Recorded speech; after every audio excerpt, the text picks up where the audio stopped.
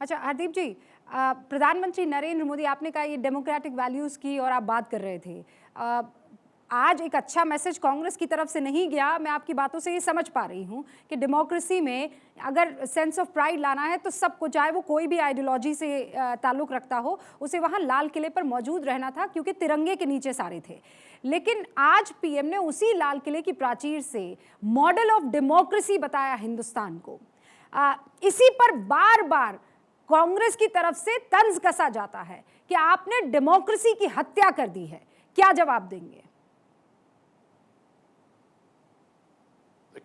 India is the mother of democracy, इसमें शक की क्या बात है। India is both the mother of democracy. देखिए, मैं तो I am a student of history, और आपको पता है 5th 6th century BC Vaishali में हमारी रिपब्लिक्स थे। तो आप, we are a mother of democracy. इसमें सम अदर हिस्टोरियन में से नहीं, आपके यहाँ से डेमोक्रेसी आने से पहले हमारे यहाँ भी थी, वो डिबेट हो सकता है। But the fact that we are one of the oldest democracies, we are the mother of democracies and we are the largest democracy, it goes without saying.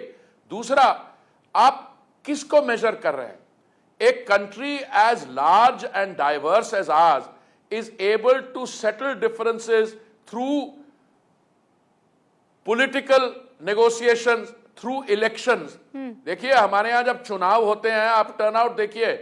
मैं चाहूंगा कि जब हम विकसित देश बन जाए तो तब भी हमारा टर्नआउट, जो वोटर टर्नआउट है, 60% से ऊपर हो, क्योंकि कहा जाता है कि जैसे ही देश विकसित बनता है तो political participation level goes down.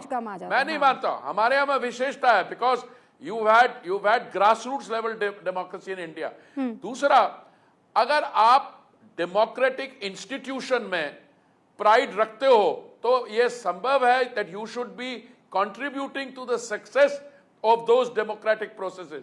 पर ये तो बड़ा अजीब इनका सिस्टम है। कभी कभी जब ये when they get routed in the polls, they turn around and say कि वो क्या कहते हैं, वो ATMs काम नहीं कर रही। अच्छा, जब वो जीत जाते हैं तो फिर एटीएम नहीं, ईवीएम, सॉरी ईवीएम, पॉलिटिक्स को ये कभी एटीएम यूज करते हो अलग से, that is slip of the tongue. But EVM electronic voting machine काम नहीं करती, या इलेक्ट्रॉनिक वोटिंग मशीन गड़बड़ कर गई, इसलिए हार गए। और कभी कभी मैं इनको याद दिलवाता हूं।